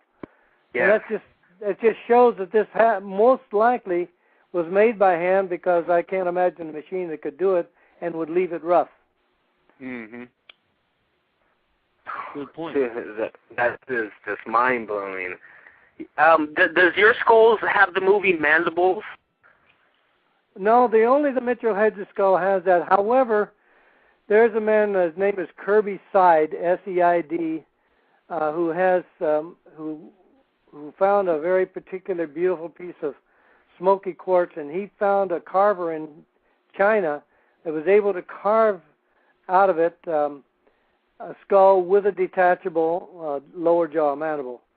And it's beautifully done. It's an exquisite piece of work. But it's the only one I know that's properly duplicated the removable jaw that's the human skull shape. Oh, wow. That's amazing. Well, we're coming down to the last 5 minutes, Dale. Please give out all your information, how people can contact you, any books you might have out. Give it all out for the people. Okay. First of all, my website is crystalawareness.com. My email is my name, D-A-E-L Walker, @AOL.com. I will send to anyone who sends me a thing at least one picture of a skull, and if you ask particularly for Czar, I'll give you that. If you ask for Rainbow, I'll give you a copy of that. The only thing that makes Rainbow different is, unlike Czar, there are no pictures in Czar, but there's an awful lot of energy. But there are pictures in Rainbow. All right. And if you want the little baby skulls, the little 2-inch plus skulls that have been energized for actually better than a month, then they're available. They'll cost you $50 plus the shipping wherever you are. I ship them usually by priority mail post. And I do also take credit cards for it. I have a business that handles this. So if they're interested, they can certainly get it. I have 2 books that are now out of print, and I'm writing 3 more. I'm an Aquarian. I can't just write one book at a time. Exactly. Yeah, I understand. I'm the same way. But my 2 books, one was called the Crystal Book, and the other called the Crystal Healing Book. One is a general topical book about quartz crystals, and the other is a specific healing system using 2 quartz crystals. Either of those books, I still have maybe a couple hundred of them left in my storage. That's available if people are interested. If you want to just communicate with me, use my email address. But bear in mind, I'm going to get a lot of mail now, a lot more. I'm getting so much now, it's really a lot to do. And I will try to answer you, but it may take a couple days. Okay, great. Well, do you have any last words you want to leave the people with? Maybe on the information, or just anything you want to just leave the show with? Well, if you're really interested in the skulls, I suggest you get one, whether you get it from me or get it from somebody else. It doesn't really matter, except, as I said, mine is different and it's been charged by the ancient ones. But if you're really interested, get it or take a photograph, meditate with it, put it underneath your pillow, see what happens. If you're interested in healing, quartz crystals are one of the best power tools around. I've got a system called crystallotherapy, which is now being taught in a dozen countries. And I will be doing workshops in different areas. If they're interested in that, I'll put up a calendar pretty quick telling me what will be happening. 2008 is already over. If people wanted to do some broadcast healing from Dale, can you do that through email or a phone number? How do you go about doing that? Is that just strictly at conferences and whatnot? Well, as it stands right now, I would have to say, unless this is an absolute emergency, I wouldn't do it because I'm already up to my eyeballs in the work I'm doing, including the healing.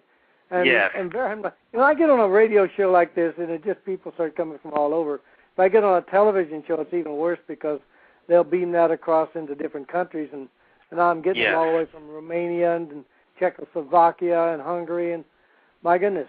Well, we right really appreciate you being on the show.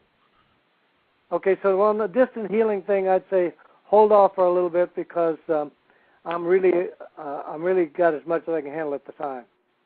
So Dale's pretty inundated right now, but I'm sure you could call or try to contact him in the future if you need that emergency crystal healing, because I would definitely refer it to anybody because I believe in it myself. So all right, here's the thing I will offer to people. If they're interested, I have a kit that I can put together for them for people can do their own distant healing.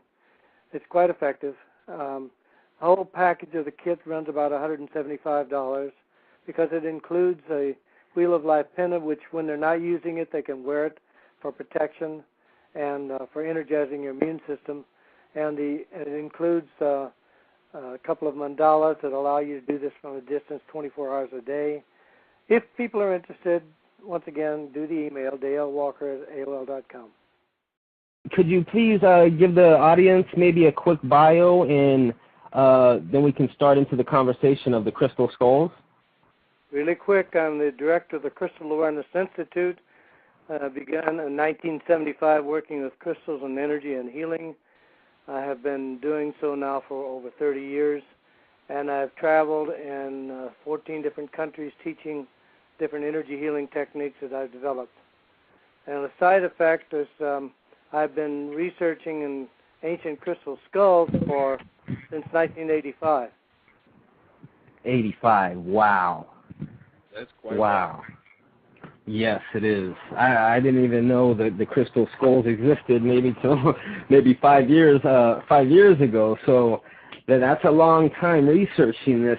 On that note, basically, what got you into the skulls originally, and what was the main reason for you to dedicate, a lot of your time to this?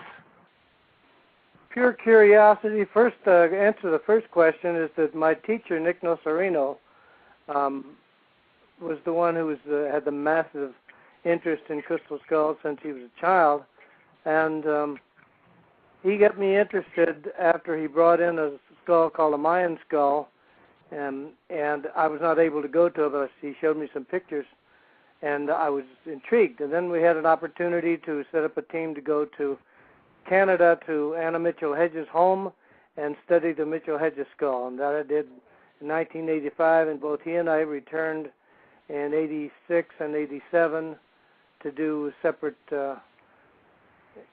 research processes. Wow. So for people that don't know, we would have to say Nick Nocerino is probably the top guy in this field, correct? I would consider him to be the foremost crystal skull researcher, not only in time, but in his ability to actually help develop the codes that could actually access the skulls and get information in the form of pictures and other sensory data to come out of the skulls, like accessing graphics in a computer. Oh, wow. So where exactly was the first skull found? How was that found, by accident or? Oh, the Mitchell Hedges skull may not be the first skull, but it is the most famous skull of all, and it was found in Belize in the early 1920s by Anna Mitchell Hedges on an archaeological dig site. So it was it in ruins, or was it just in the ground? Yeah, it was a Mayan temple site. There was several acres in size, and this was undertaken. There was a series of temple ruins that was being investigated by Dr. Frank Mitchell Hedges, her father. Huh. How many skulls have been found up to this date? I guess you could say how many authentic skulls, because I'm sure that there's replicas have been made. Well, I have for some time together with Nick, we decided to break the skulls down into different information or regarding Atlantis or something like that. And you say these skulls hold information and images, right? Yes. Could that connection kind of be made?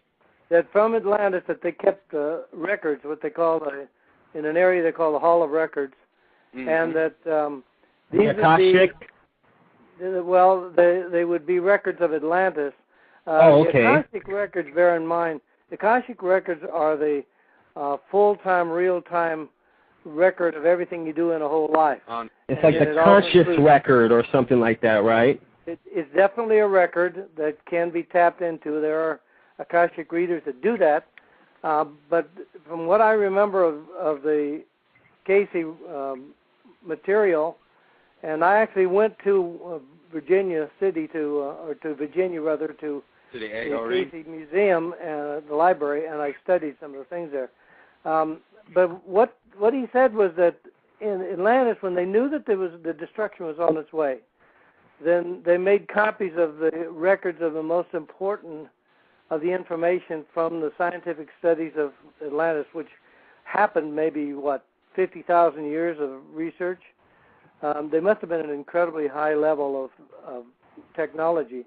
At any rate, they want to store them in something, and I can't think of anything that would be better than storing it in quartz, because, number one, it will do that. You can store massive amounts, and if you knew how to put it into three-dimensional capability, then you could store a library of the whole universes of all the universities of the United States and maybe the rest of the world in a couple of crystals. And well, the show is what was that, Mel? I said, you know what else is kind of strange? Yes. Quartz crystal can be used for radio. Perhaps maybe there's a frequency, much like what our internet or what our satellite that maybe there's a whole transmit of information out there. Well, it gets even a little more intricate when you start to think about it, because one of the frequencies that they work on is telepathic or thoughts. I am very much convinced that all of the ancient skulls, or at least most of the ancient skulls, are connected to each other, because I have found pictures of other skulls inside the ones I photographed. Oh, man. I believe that there's a network. How are you actually, what's the best way to put this, visualizing this through the skull? Is it a 3D or a fourth-dimensional type visual? Well, you can't really visualize a 4-dimension. Do you think about that?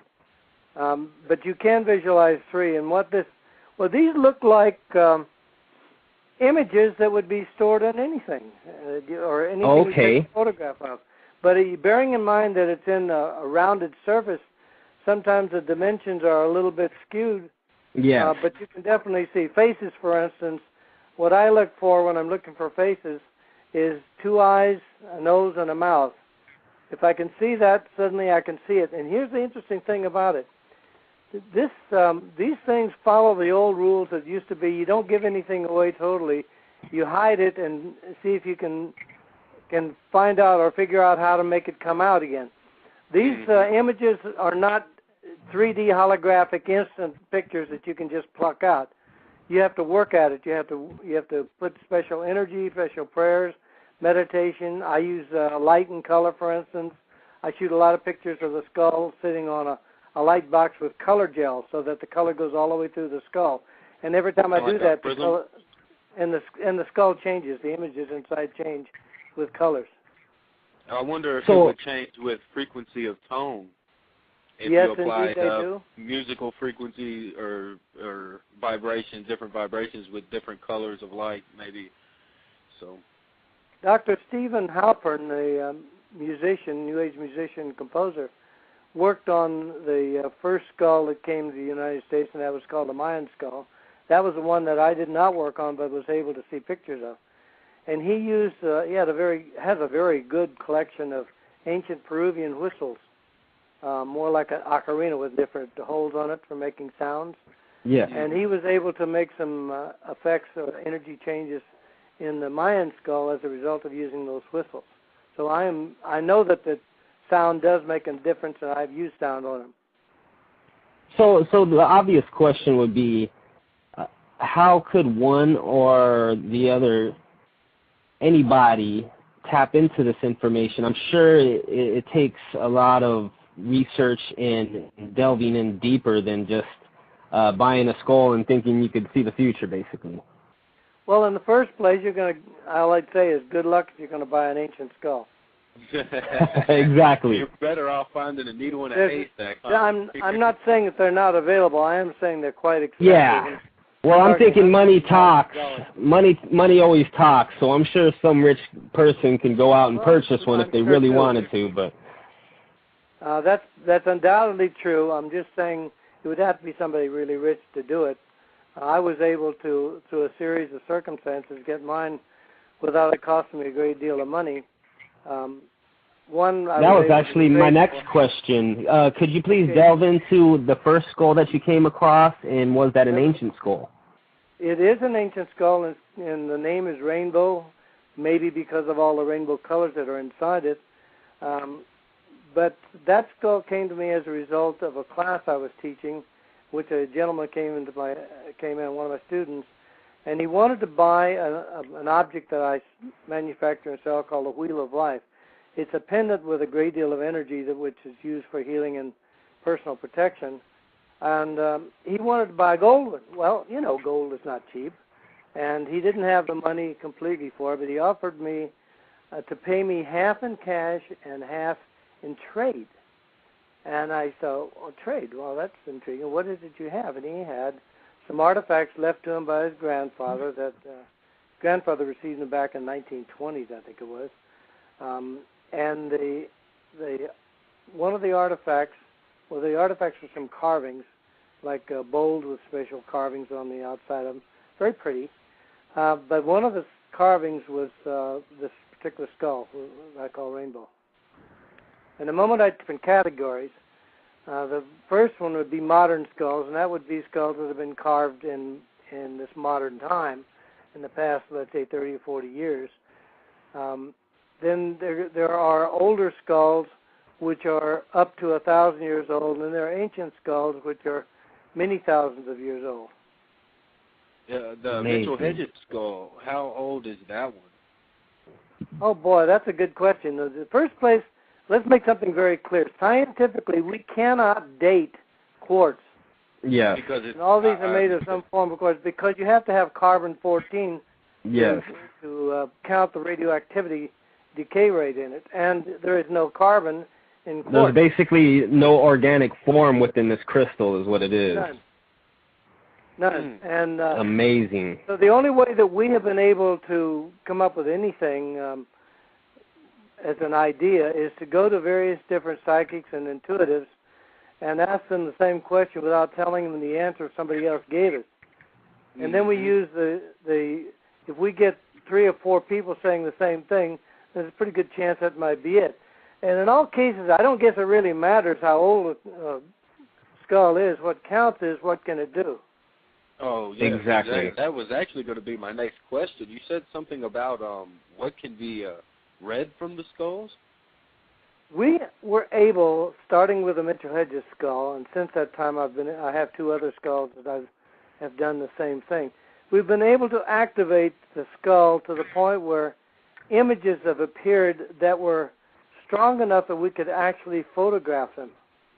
Huh. So essentially, we are basically talking about a crystal skull as we know, or not a crystal skull, but like what the mystics use as a crystal ball, where they're able to see into this crystal. Except that what you're describing is a process called crystal gazing or scrying, in which an individual clairvoyantly sees visions which are actually in his head but are projected by his eyes into the shiny surface. But that's not what we're talking about at all. We're talking about actually photographing the quartz skull itself, the images that are in there that were so visible we could actually photograph them. Oh, my God. So it's almost like a EVP, but with the photography. Well, exactly. What you're really looking at is something that must be similar to an ancient way of producing something like a computer storage unit. Because we're getting grabbed. The Mitchell-Hedges skull was one of the first ones that we were able to do this, and that was dramatic in that here's a piece of quartz that's almost totally clear. In fact, it was so clear that it had been put into a bucket of water, it would just simply disappear because there's nothing internal you could see. And that's from that, we were able to. Quartz, isn't it?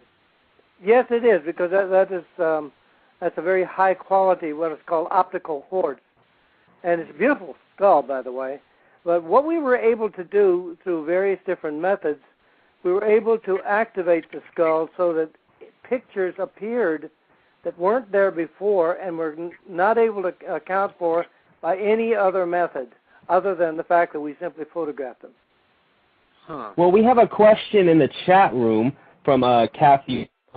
She says, I know this might sound like a silly question, but with all he has learned from the skulls, has he found out, let me see, I got to scroll this.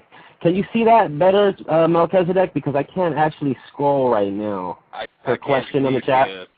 I can't see the last word. I think it says what the skull was chosen for the icon of the carvings. Okay, there we go. The icon of what? Of the carvings. I'm not quite exactly sure what she's trying to say there. I'm not sure. In fact, let's ask her to go back to the chat room and say this again in a little more clear way, because I'm not quite sure what she means about the carvings. Well, this brings me to an interesting point here. When you talk about there's information or images on this, like in the Stargate shows and stuff like that, their computers are controlled by what looks like motherboards that are like crystal or something. So do you think maybe this was used in some kind of ancient computer or extraterrestrial computer, or it may have more information than just images? I think, quite frankly, that these were used as record keepers.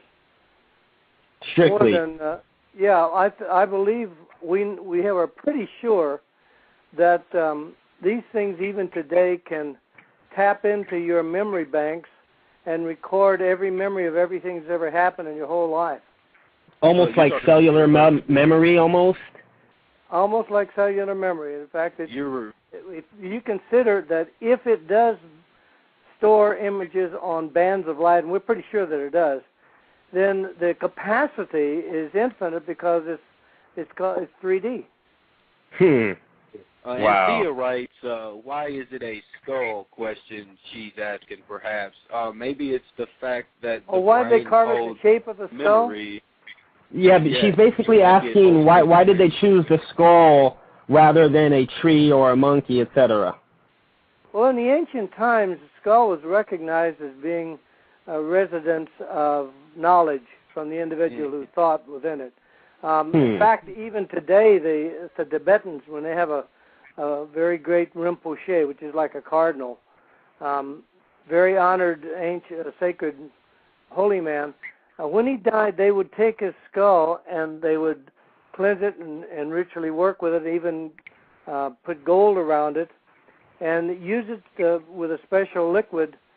His leading assistant or apprentice would drink from it with the idea that his information was stored in the brain, was also in the crystalline structure of the bones of the skull, and that this information then could be transferred back into the liquid and then taken in by the individual. I have done some research on that before. Amazing. Well, Dale, we actually have a lot of questions for you. We're going to try to just shoot them out and basically give us your best answer. It doesn't matter how long it'll take, just because the listeners, they definitely want to hear the details and they tune in. So what was your question now? I have kind of a comment right quick. Wasn't it Edgar Casey that said something about something will be found about